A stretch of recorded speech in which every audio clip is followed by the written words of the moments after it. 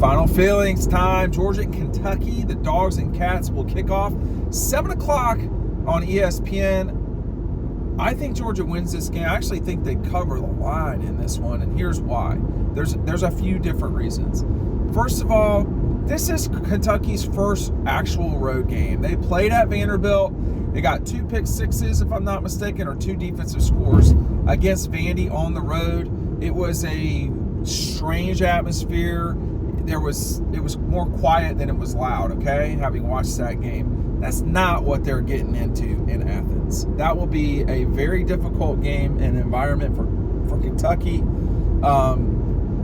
They are a very penalized team. Almost, they're at 7 penalties a game, and all of their games except one have been played at home. I don't know how many times they'll get a false start or a procedure or something. I expect 2 of those, if not 4. So, that's going to be challenging for Kentucky. The other thing that is problematic let me just go back to the other global point, and I'll get back to their third down situations on offense. I think just globally speaking, and if you're not looking at numbers and you're just looking at the guys play, Kentucky and Georgia play similar types of football. And Georgia has better players. Kentucky has tough players who are good. They're just not first-round draft picks like a lot of the guys at Georgia. So the Cats are very good on defense. Think they're not and see what happens. They're good on defense now. Their offense, for me, is not unbelievable, but their defense is a top 15, top 20, whatever they are, defense. They are good on defense. Kentucky's gotten off to slow starts as well, just like Georgia a few times this season. They were tied with Eastern Kentucky at the half.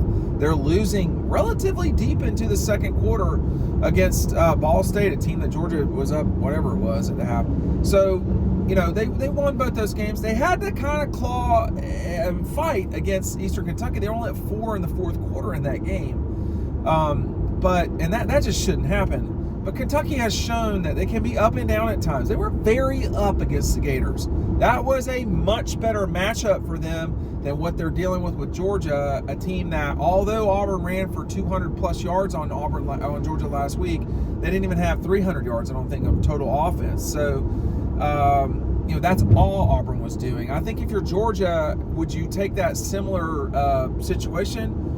I mean, to me, if you guarantee that you weren't going to have any turnovers, yeah, you would take that. I mean, I think that you want to make somebody one-dimensional, you can do that with Auburn for sure. Can you do that with Kentucky? Not as easily at all. Let me get back to this other thing real quick too, though, for the Cats, which is, and this is something ESPN, Bill Connelly wrote about. They are one of the worst teams in the nation on third down and long. Well, what I'm trying to say is their average third down is 8.2 yards. Now, you're going to Sanford Stadium. This is going to be your first real road game. You cannot be in 3rd and 8 average. That's not going to work. So that is like a 5-alarm bell, alarm, whatever you want to call it. I think for Georgia, you cannot keep turning the ball over.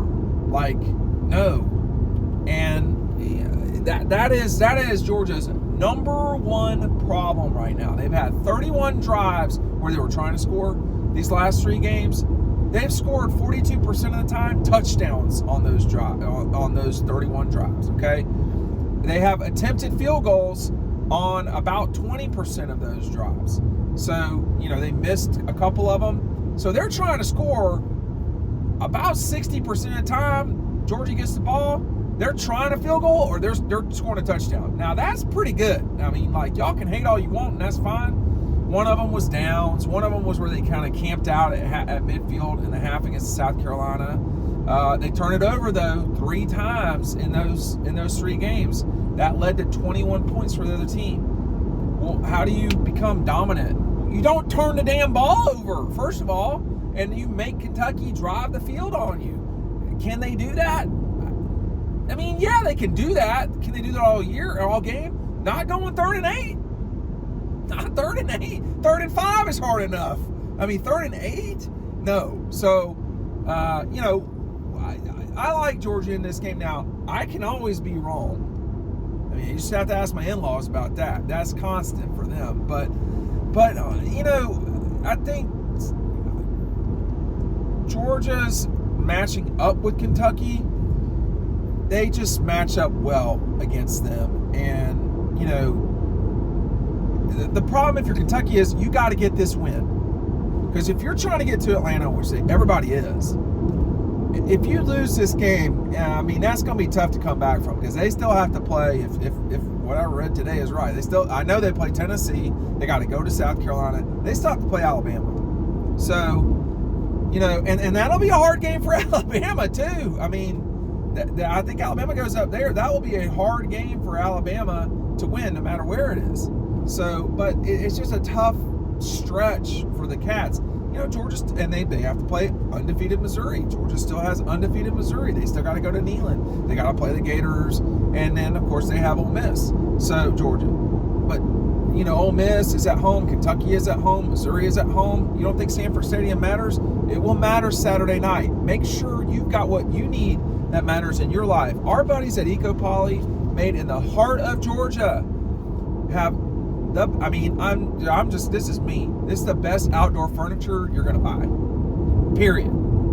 It's not, let's forget that it's made in the heart of Georgia. Let's forget that it's made in Dodge County.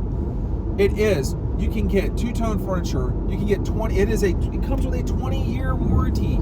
20 years. Something breaks, you're getting it dealt with, okay? All weather resistance. Now, if you're watching this in Colorado, it's all weather. Now, we're not just talking about in the South where you're going to get nailed with the sun. However, it is UV resistant, fade resistant. It's made in Georgia, recycled material. It is easy to clean. I may or may not show you all that in the future, but I cleaned one that I've had in my yard, and I've had it in the yard for about 6 weeks, and the grass cutting, the yard, it gets everywhere.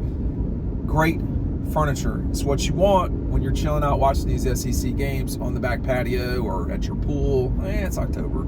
At your lake joint, you know, at the mountain house, whatever you've got, because you've earned it, man. Go get it. I just think for Kentucky, you know, they're going to come in the all whites, probably. Certainly white tops. We'll see if they'll bust out those silver helmets. We'll see if they, come with blue pants or whatever. They have great colors, blue and white, blue and silver. And it looks, that's a great looking crowd. You have the very distinct fan bases. But this is going to be a really tough game for Kentucky to win. They're a 14.5-point dog right now. As I record this, that line can move, who knows. But it's going to be a tough, challenging game for Kentucky to win. Yes, they can win it. Yeah, they can. But they're going to have to, you know, Georgia's going to have to continue doing what it's been doing, which is turning the ball over and then surrendering points. You know, the Kentucky quarterback is pretty good. He accounted for, I mean, there's one game earlier this season, he accounted for 4 touchdowns, only had 1 interception. You know, what happens when Georgia really slows down Kentucky's run game? Because my suspicion is they're not going for 200, 300, whatever it was on the Dogs. They may go for 150, but you know that means your quarterback's got to go for probably 250 to win, not to play. You know, well, they're going to play well. You know, he's done such a good job up there. Now they can be up and down now. Kentucky can have up and down seasons, nevertheless up and down games. But, man, Stoops has done a good job up there. He is one of the best coaches in college football globally. That's not, like, people respect him. They think Kyle Whittingham at Utah. Like, there's some of these guys that, like, disappear and, you know, and they're really good coaches, man. They're just not at schools like Florida State or Georgia or Michigan or Ohio State. You know, what would he be like at Florida State? I mean, Florida State would be hard-nosed. I'm going to let you know that right now. They would be hard-nosed. And that's what Georgia's got to deal with Saturday night. Now, listen, if you're this deep into the video, you're probably going to the game. If you want this game to go well for Georgia, you need to be ready. You don't need to be so, wasted that you can't function. You can't be that person. they're going to need you Saturday night, because unlike some games, UAB, sort of these gimme games where the crowd doesn't matter. It will matter when this team that you're facing is going on the road for the first time, for real, and it's, you're halfway through the season. So this is going to be an important game. It will matter what the crowd's like, and a lot of people watch these videos, and I'm just saying that Kirby may or may not have asked y'all. I don't know, but if you want this game to go better for Georgia than it does for Kentucky, you're gonna want to be ready on Saturday night. Don't overdo it during the day. You know what I'm talking about. Don't overdo it during the day.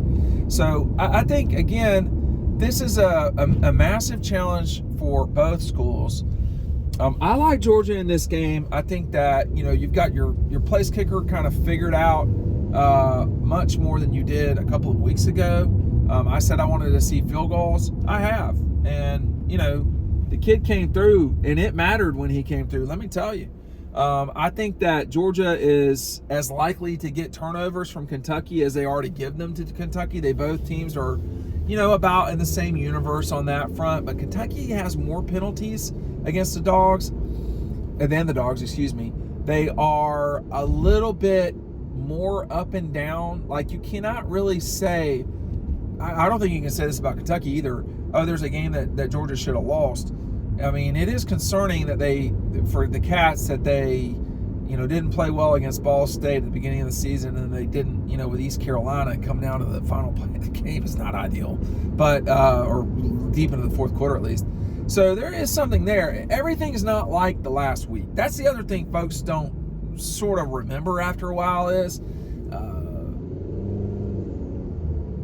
you got to play this week. Like, what happened that last week, it really doesn't matter, frankly. And Georgia's not playing on the road this week. They're not giving away 8 points like they have been these last 3 games. They've basically been giving away 8 points because of missed field goals and turnovers leading to touchdowns. It's been way too many missed opportunities, and Georgia still has won each game by at least a score. I mean, all of them double digits except the one. So I think you want to see the offense is doing what it's supposed to do. I want to see, can Georgia's defense be absolutely elite in every way? They might not get an opportunity on quick change, situations where offense turns it over, because let's be honest, it's not been the offense the whole time, but there's been 5 turnovers in the last 2 games. I mean, that's not going to last forever. Nobody plays that poorly.